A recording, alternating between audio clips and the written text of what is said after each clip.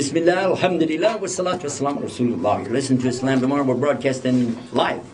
Almost live. Almost live. We're not hooked up right now. Okay. From South Bend, Indiana. We've had a great program here tonight talking about women. We just had one lady enter into Islam. And by the way, the door is still open for others. I don't want to leave that out.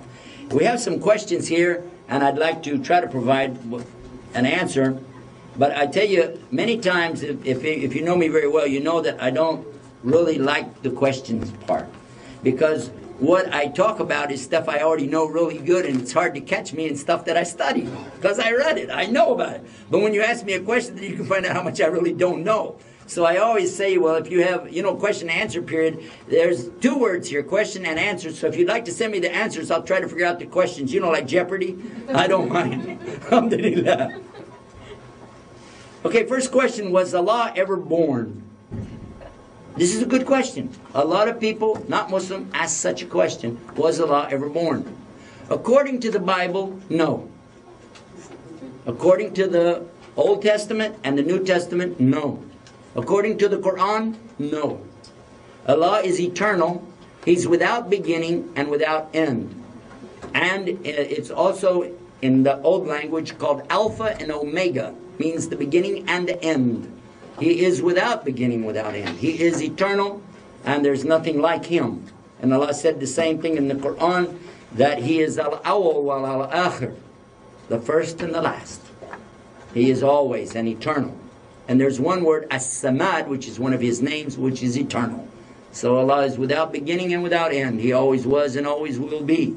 A very good question. And according to the Bible, God is not a man, nor is He the Son of Man. If you read that in the book of Numbers, chapter 23, verse 19. You read it again in the Quran, in chapter 112, called Qul Hu Allahu Ahad. That's the name, Ikhlas is actually the name of it. It's not, the word is not there, but in the surah. It says, Lam yalid wa lam yulad wa lam yakul lahu kufuwan ahad. He's not the son of anything, not the father of anything, and there's nothing that compares to Him, because He is ahad, which means one and uniquely one, nothing else like Him. Good question, thank you. Next question, what are the 99 names of Allah? Well, you got me. I knew if I kept going I was going to get caught. No, I did not memorize all 99 names yet. But what does it mean? These are the characteristics, attributes of Allah that describe the epitome of each one of those attributes. For instance, Allah is Ar-Rahman Ar-Rahim. Ar-Rahman comes from Rahama. Ar-Rahim comes from the same root, Rahama. And it means that He is so merciful, so beneficent. He is so gracious that there is none that can compare to His graciousness and His mercy. He is the epitome of that. He is the merciful. You can be a merciful person, but He is all merciful. So each one of these is all and totally. He is a sabur, which means steadfast, persevering, and patient. But it doesn't mean He has it, it means He is it. Totally. Where you can have some patience, but it doesn't last, whereas He is totally and completely patient. He is al-Ghafur, which means the forgiving. He is the forgiver, all forgiving. None can forgive like He can forgive. And in fact, He tells us in the Quran that He forgives everything except one thing, and that's when people make partners with Him in worship. That He doesn't forgive. So when we talk about His characteristics or His name, what we're talking about are His attributes, and He is the epitome of every attribute. So I hope that answered your question. As far as how many did I memorize, not even half of them yet. But I'm working on it. Give me time, inshallah. Next. Can men wear 1 or 2 earrings? You were doing so good on the other questions. I can't believe you did that. Okay.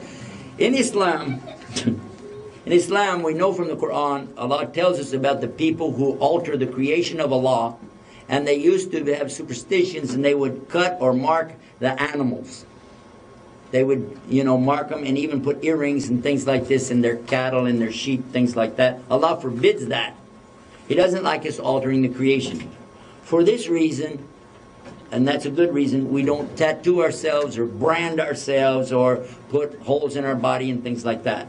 However, the women do it, and my wife did it, my daughters did it, and they gave all their proofs for what they did, so I had to shut up. But I don't know. I don't like to see men wearing earrings because really I'm afraid that this is going in an area we don't need to go into. But I'm not going to say that somebody's kafir because they got an earring. I think that's wrong too. I think what we should say is that's not the best thing you can do with your money or your time. And if a woman likes to see a man with no beard and wearing earrings, I got to wonder, what kind of woman is this that wants her husband to look like another woman? Okay, next question. How many programs do I do? I don't know. No idea. We have thousands of them recorded, but an average might be 5 to 10 programs per week, and hardly any weeks off. Where do I go next? I hope I get to go home to change clothes before I go to Australia. But look for us down in Australia, inshallah. Inshallah. Alhamdulillah. If a woman has to go to the hospital due to a sudden emergency condition, the only doctor is a male, then what should she do? Well, that's already happened in my family. We already looked into that one a number of times because my wife has to go 3-4 times a week, every week. She's had cancer, she's had a number of other problems, and the things that happen after you have the treatments, she suffers every single day. Nobody really can compare men to women because I've seen the suffering she does without mentioning a word. And I just told you, we can't even take a paper cut and we're crying all the time. But we did find out that when there's no woman doctor available, that a male doctor suffices because that's it's called darura in Arabic, which means it's a necessity and you can't help it. It's not something you want, but it's something you have to do. You know, there's no compensation that she has to pay for that. That is what Allah gave her to deal with, and she did her best. And my wife, by the way, my wife, it's her opinion that women are better off to cover their faces. She doesn't say it's wajib. She never told anybody they had to, but she said, I just like that. That's her opinion. So, because she also had a problem with something on her tooth or jaw, it was really bad, bothering her so bad. She had to show that. So what she did, she just pulled this up and let them look at that. That's it. So, you know, that means you tried your best to do whatever it was. So whatever they have to look at, they have to look at. May Allah, forgive us for any shortcomings. But Allah is very forgiving. He even talks about that to the women in Surah An-Nur, chapter 24, in verse 31, when he talks about how he's forgiving for what women can't help. And this may or may not be included there, but surely Allah, He is very forgiving. I want to talk about celebration of birthdays, celebrating marriage anniversaries. Why is it forbidden, or is it forbidden? Well, the Prophet ﷺ is the guide for us. If he did something, you should do it. When he saw other people having different kinds of celebrations, he said himself that we have 2 celebrations. This is from him. It's called Eidain, and this is what he said. So with respect to those who like to celebrate things and say we celebrate his birthday, we celebrate our birthday, we celebrate, Washington's birthday, all these different things, this is not what he told us. And when it comes to celebrating his birthday, he said specifically, do not eulogize me as the Christians eulogize my brother Jesus. Meaning, don't fall into the same trap. And usually when we find people who celebrate the birthday of the Prophet ﷺ, we find that they also have other innovations they like to add along with that too. And another, and another, and another, and another. And where will it stop? So, when will you stop? I mean, if you said, well, maybe it's okay. But the Prophet ﷺ warned us about the things which are in doubt. He said halal is clear, haram is clear, and then there's these doubts. Leave the doubtful. This is preservation of your own deen. And if you want to celebrate his birthday, at least I warned you, and on the Day of Judgment, I'm free from that. But I won't say that it's haram, because if I did that, that might be too far. But I tell you, it's not good.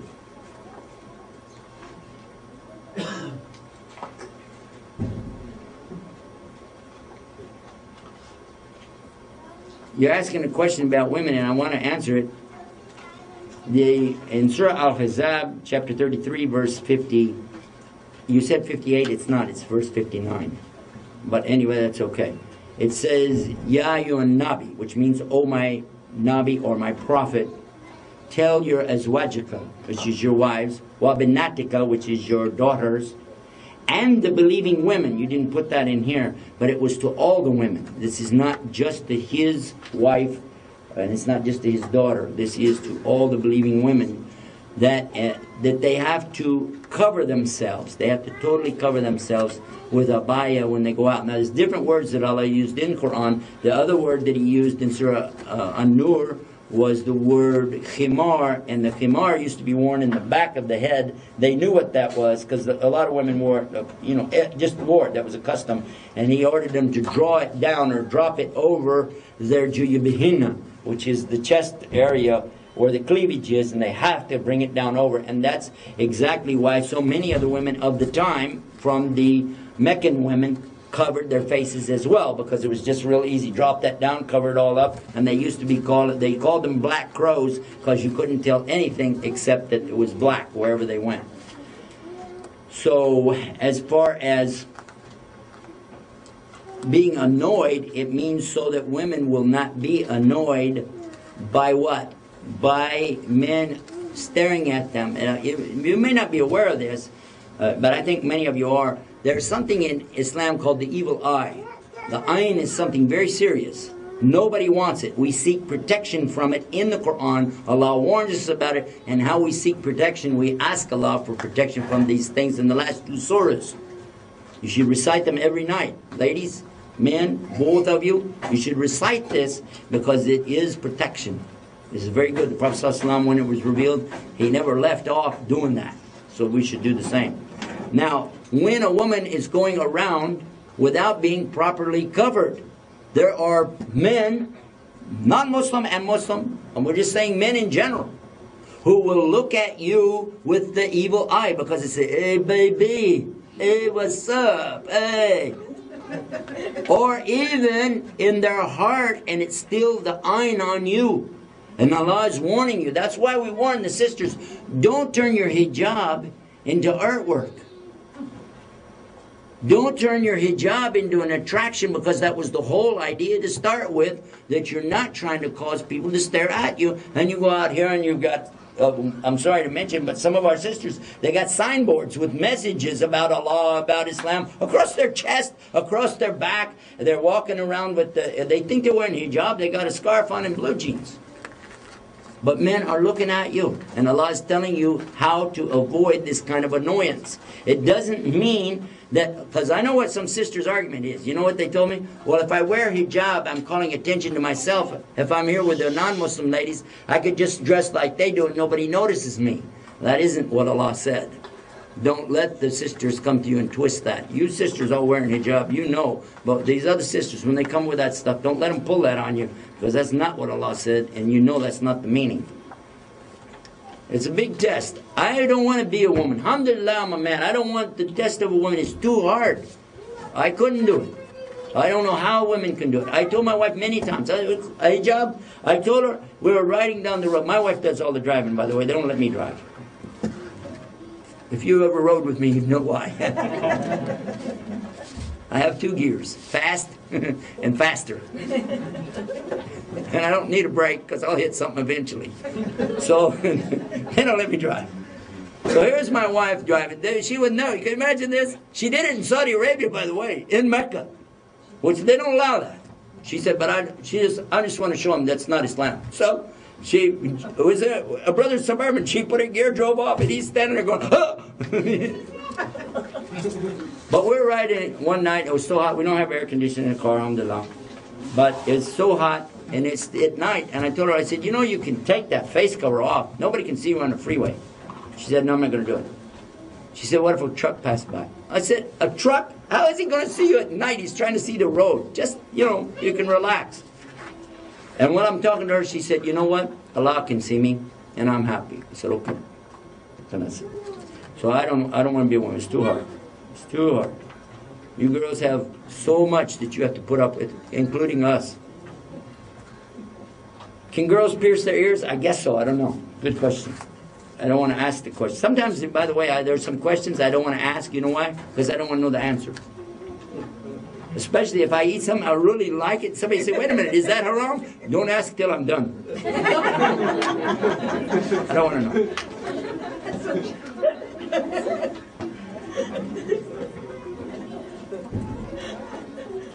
Oh, here's a good question. We discussed before that there was a protection for the women under darkness. One of you sisters asked the question, because there's protection in Fajr, Maghrib and Isha for the women when they came to the masjid of the darkness. You said, well, what about Dhuhr and Asr? They didn't go.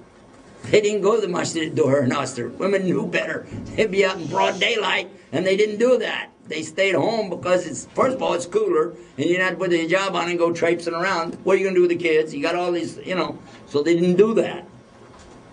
But they did go at Maghrib, and a lot of times if the Prophet ﷺ was going to talk, they would like to be there and hear it. And by the way, there's another point. I don't know if you know about this. Well, there's one, it's a hadith, and it's in Sahih Bukhari, I think it was. I just read it. It's talking about Aisha, that the Prophet ﷺ is in the masjid, and she's on her menstrual cycle, her time of the month, and she is washing his hair. And how she did this. Is that a good question? Anybody know how she did this? Huh? How? He had his head out of the window. He put his head inside the door. It's not a window, it's a door. Because his house was the masjid. Right on the edge of the masjid is his, the wall of his house is the wall of the masjid. So when he put his head inside, his head legally in Islam, his head was in her house. And she washed his hair. She did not enter the masjid, okay? Everybody with me on that? Because women are not supposed to enter the masjid during that time. They're not supposed to do that. But there's exceptions. By the way, there's exceptions to every rule. If it's something that's an emergency, nobody's going to stop her from there. If she has to save a child's life, no, I have to stand here and watch you die. Come on, you know that. It's not what it means. Here's one that asks, can women follow a dead body to the grave? I'm sure you're talking about the janazah. At the time of the Prophet ﷺ, the women had very bad habit. Very bad habit. In some countries I visited, some women still do this today, is that when somebody dies, they scream and holler and wail, tear at their hair, rip off their hijab, they go crazy. And it's sometimes, in one country I visited, they pay women to go do that for them. Yes, I don't want to say it was Maghrib, but oops. Anyway. See, no, I'm telling you the truth or no, stop me if I'm wrong. Some people do stuff like this. But it's totally wrong in Islam. And here's why. Please understand the hukm behind this. What is hukm in English? Wisdom. Wisdom. Yeah, exactly. I tried to learn Arabic, now I forgot my English. Alhamdulillah, I keep getting the good answers from the sisters too, by the way. You understand?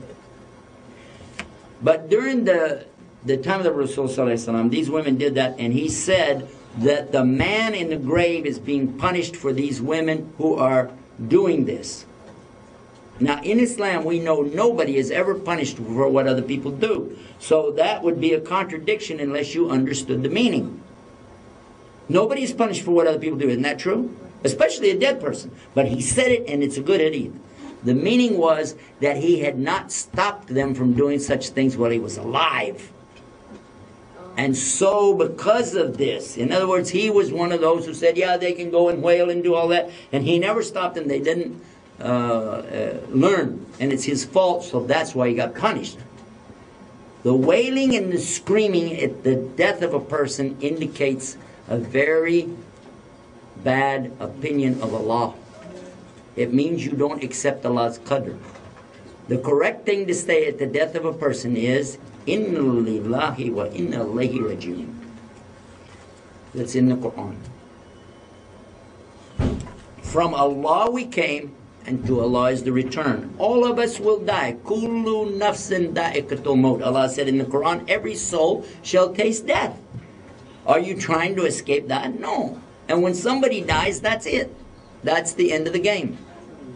And you must help them. They can't help themselves anymore. You have to clean their body. You have to wrap their body. You have to carry them to the grave. You have to give the fragrance in there. You have to put them in the right way. It's up to you to be strong now and patient and be working together with each other. Be tolerant of each other. Do your best and pray for that person. Is that true or false? So how is it, and a woman is there going, in the middle of all of that. So that is why the scholars said, because the Prophet ﷺ said it. But if the women would just, crying is okay, by the way. Even the Prophet ﷺ cried at the death of his son. He cried. I think this was Ibrahim. When he was holding him, was it right? Yes. He was maybe 4 years old, 3 years old, something like that? 16 months. Only 16 months? Yes. And he died in his arms? Yes. Something like this? So crying is not the problem. It's not that kind of crying. It's the crying out, the wailing, the disparity of, oh my God, all these things of, and why did this happen to me? And oh my poor, my husband, my baby, whatever. It's not Islam. It's a form of shirk. And that's why it's disgusting, and that's why the women don't go. But, if the woman, the women are going to be in control, and they want to go for whatever reason, I don't know, you shouldn't stop them. But, if you know by letting her go, you're going to have all the other women go that wail, you should tell her, maybe it'd be better. Just stay in a car, or, because otherwise we're going to have a big problem. The community starts fighting over it, you divide the people up, and that's even worse than anything. It's very important for us to work together as Muslims. Some of you are here from Arab countries, some of you are here from Asia, some are from Turkey, different places. Me, some of us, we're from right here. But all of us are Muslims. And we're here for the duration. This is our country. This is where we need to be. So I don't need to tell you what I used to do as a Christian in Texas. And you don't need to tell me what you used to do in Pakistan or in Arabia or something else. What we need to do is find out, what did Islam actually say, and how can we make that work where we are now? Does that make sense or no? Yes. And then especially what we can do that will hold us together. I make mistakes. And I know that. I'm asking you, please, before I begin, to forgive me. But I'm sure I'll do something right. I do so much stuff, something that's got to be good. At least one thing, I hope. So look for the good. And let's don't look for the bad in each other. Today we had an interesting thing take place here, but it was resolved rather nicely, I thought. Because Muslims, really, they're big people. Much bigger than the problem.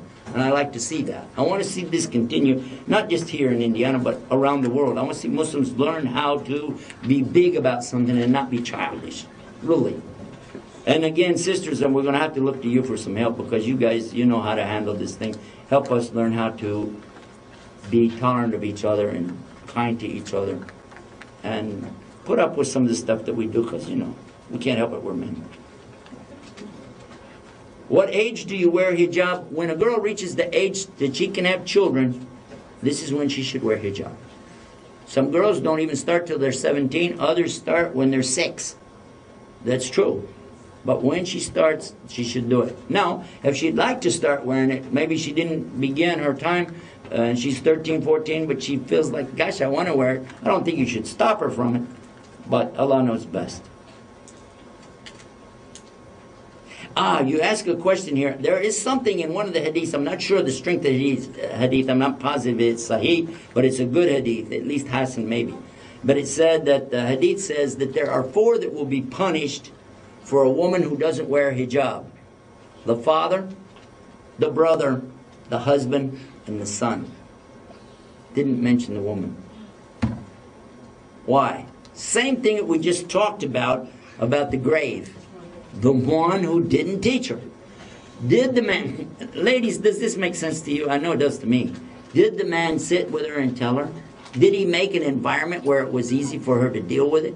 And did he buy her the proper attire to start with? I mean, what woman would say no to new clothes? Never. But the problem, some guys want to take a used sheet from somewhere and say, here, throw that over you. And she's going, I don't want to do that. So let's be fair, guys. Let's make an easy way for them to know. They have to know what it is, what's required, and what's optional, if you don't mind me to use such a word. And then to know the when and where to wear it, because they don't have to wear it in front of their own family. Okay, next one. About virgin women in heaven waiting for the men. Yeah, this is a hadith of Rasul Sallallahu Alaihi Wasallam. Actually, it's in Quran talking about this. In the paradise, there are many things that you cannot describe, you can't understand. Allah mentioned in Quran many things about the paradise. It doesn't compare with this, and those women there don't compare with women here. Women there, Allah tells you about them, do not have monthly cycles. They do not eliminate. They don't go to the bathroom. This is not in paradise. So they are not compared. So get this mentality straight. Get your head straight. Don't compare that to this. It's much better. The food there is not like the food here. The digestive system there is not like the one here. What you have there is very real, and it never breaks. It doesn't go bad. You don't go to the doctor. And by the way, men, you're going to love this. In the Jannah, 2 things. There's no honeydew list. Some of the ladies laugh. They know what I talk about. You know what that is? When you get home, honey, would you do this and do this and do this? That's honeydew. There's no honeydew list, and there's no toolbox. Because you don't have to fix anything. Everything's perfect. So don't confuse virgin girls in the paradise with dancing girls here in a bar somewhere. This is totally different. This is not prostitution. It is not like, please, stop reading these goofy books. It's totally different. You don't understand it. But Allah gives it to you. Do the women have anything? The women have something even better. Their husband becomes the guy that they wanted him to be here.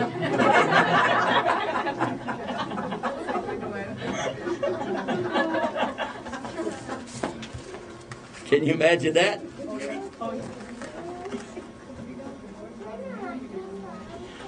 This is a very good question. Why are women permitted to view men during the prayer, but not the other way around? Because women are much more capable of focusing on Allah and concentrating on the subject, whereas men will take anything as a distraction. Anything can distract them, especially women. Good question.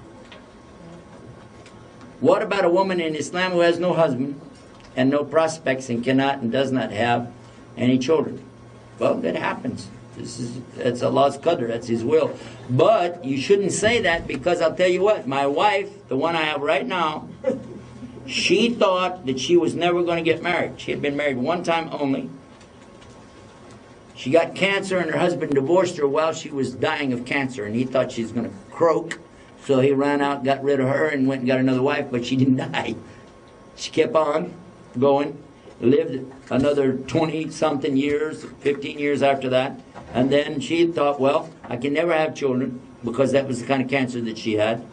And what man would want me? And I'm a Muslim, I'm from Texas, and I don't know Arabic, and I don't know Urdu, I don't know anything. I don't know a lot about Islam, and I have no prospects.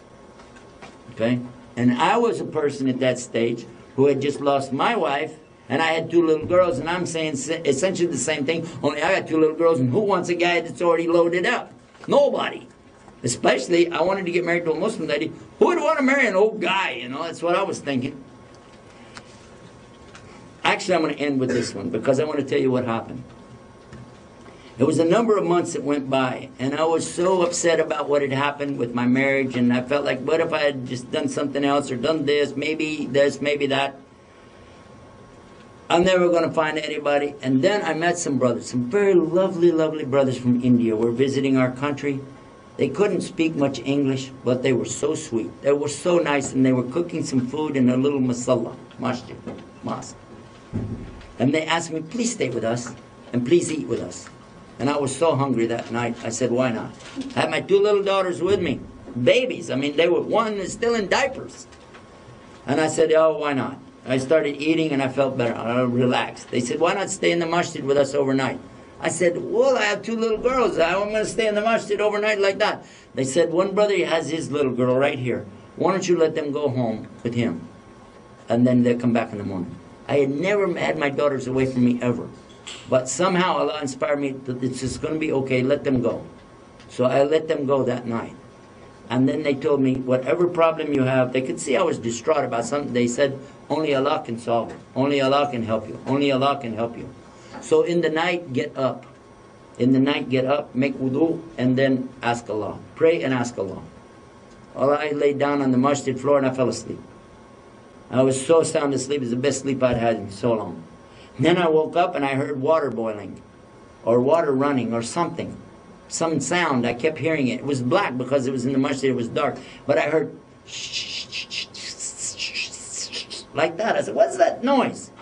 And then as my eyes adjusted, I saw men standing and bowing and prostrating and sitting on the ground. All these men are praying and asking Allah, and they're crying, and this is the sound of them crying. And I said, this is what I need to do. I made wudu, I came back in, and I prayed 2 rak'ah, and I really cried to Allah. I poured my heart out to Him. I stopped complaining to people. I just complained to Allah. Oh Allah, I need to solve this problem. I need a wife. My daughters need a mother. I don't know what I'm going to do.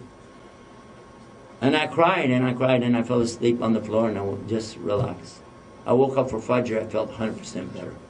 First time I really, really relaxed. And then my daughters came back, and we talked. How you have a good time? Yeah, we met these girls, and we played. We did so. Okay. That's Sunday. Monday, I had heard about there was this sister, and some brother told me I'm going to, have my wife talk to her, blah, blah, blah. But this has been going on for weeks. And every time I see him, oh, brother, I've been so busy. I had a wreck on my car and this and that. And another problem and another problem and so and so and so. Finally, I found out where she worked. A big department store. I said, let me go try to guess where does she work. So I went through the whole store looking. There's a lot of women in those stores, man. And I said, maybe the perfume lady? And maybe this lady over here, that lady. I couldn't guess who was the lady. Finally, I remembered they said she worked in the department where they have the greeting cards and the baggage, or the luggage, something like this. I said, okay. But there's 2 ladies working there. Which one? So African-American lady, she kind of looked like a Muslim. And another lady, and she kind of looked like a Muslim too, but I couldn't decide which one. And then I told my daughter, I said, okay, so how am I going to do it? I'm going to stand behind this bookcase. I'm going to send my daughter. She's 5. Just go ask the lady at the cash register. The American lady just right there. Go ask her, are you the Muslim lady? And come back and tell me.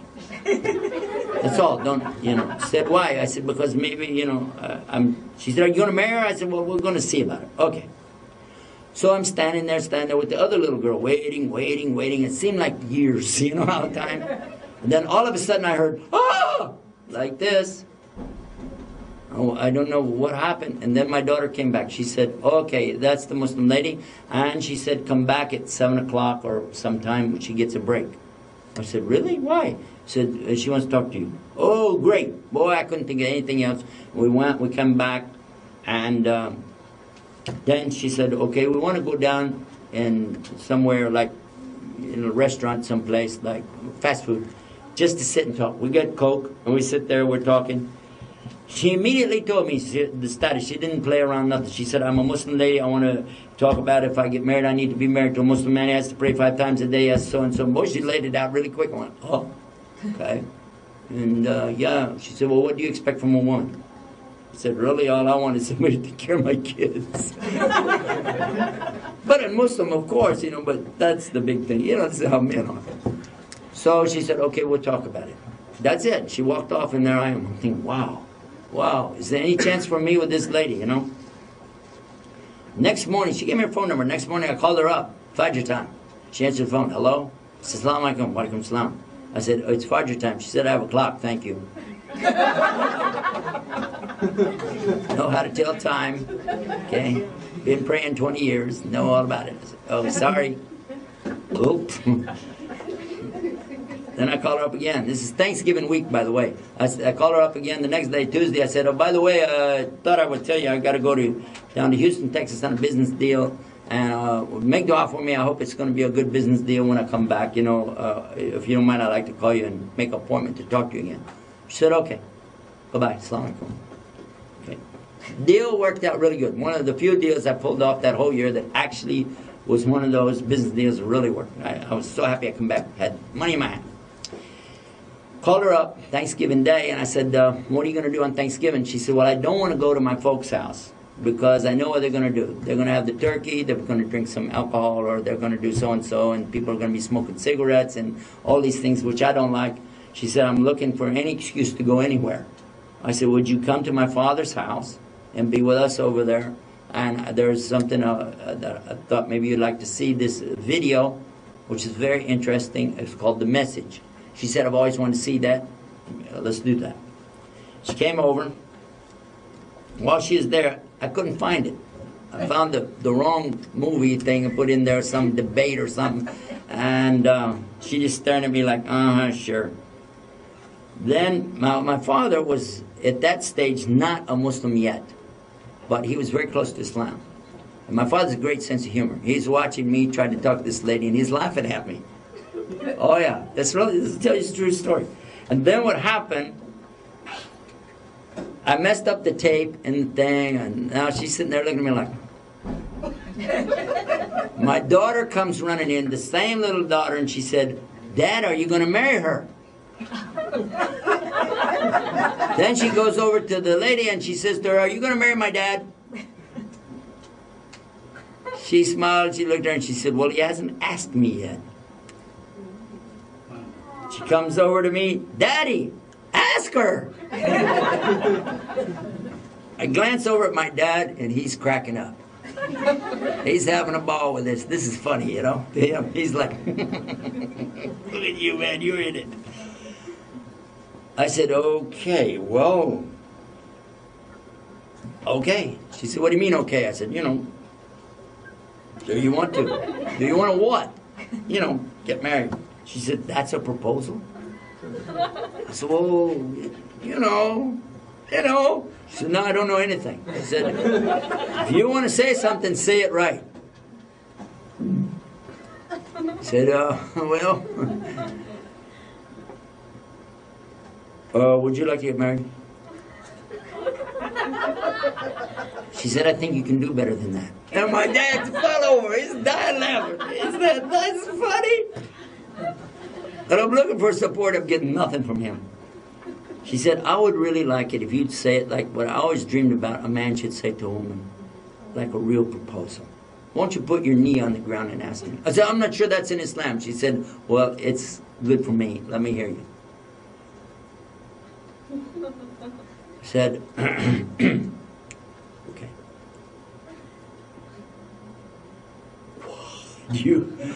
Would you marry me? And she just sat there, and I'm going, oh, God. Then she said, I'll never forget her words. She said, well, I must be crazy because I'm going to say yes. And then I was like, oh. Right then the telephone rang. Saved by the bell. I ran out of the room and left her there with the kids and my dad. I answered the phone. And guess who was on the phone? Can you guess? The brother. The brother who's supposed to help me. And he said, brother, I've been talking to my wife. She's thinking maybe she can set something up that you can meet this lady next week, maybe this weekend. I said, brother, where are you? He said, I'm at the masjid up the street from you. I said, listen, I mean, what are you doing? I have already met this lady. He said, how? I said, never mind how. In fact, she's here in my house right now. He said, what? Haram, brother. I said, wait a minute. Hold on. He said, why is she there? I said, because I asked her to marry me. What did she say? I said, yes. He said, we'll be right over. I said, who's we?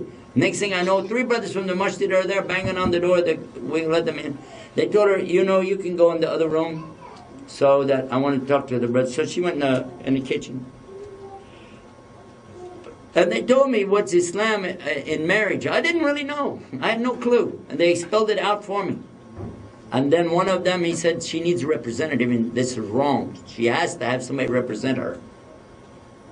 So, one of them, he asked, did you like me to represent you? She said, yes. And he said, sister, this is Islam, so we need to tell you what goes with this deal. This man has to do this and this and this and this, and it has to be in writing. And then he has to give you things. What do you like? What do you want? And I'm going, hey, take it easy, guys. The next thing I know, there's a marriage contract drawn up, and it's all official with witnesses and everything. And what do you think? We got married, and she went back home. Yeah.